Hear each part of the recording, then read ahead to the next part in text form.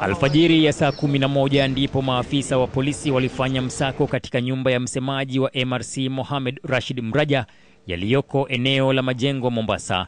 Wamechafua vitu vyangu vyote humo ndani, wakachukua baadhi ya makaratasi yangu, wakabeba mpaka simu yangu. Japo walimkosa, walimpata mke wake na kumhoji.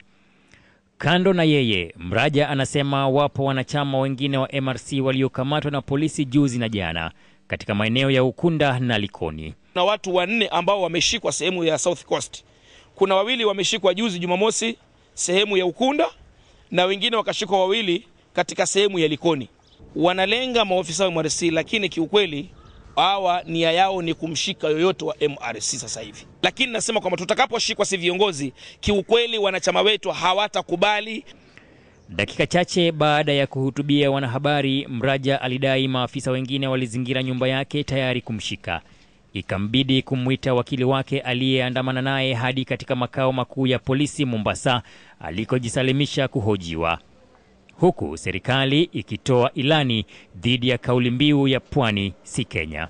When a person says issues like Pwani is not Kenya, that is a hate speech, and it should be taken very, very, very seriously as it is. And therefore, even for those who are still practicing that kind of analogy, or rather other issues that are related to treason offenses that can be gotten out of those particular speech. Baadaye Mraja alifikishwa mahakamani Shanzu na kufunguliwa mashtaka ya kumiliki nguo na stakabadhi zenye maandishi ya kuhimiza Pwani itengane na Kenya.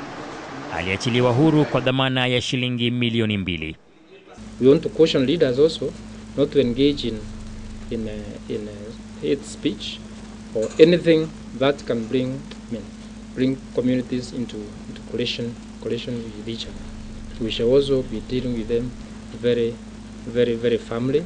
We have been recording all those hate speeches that people have been uttering in this province, and we will be picking one by one.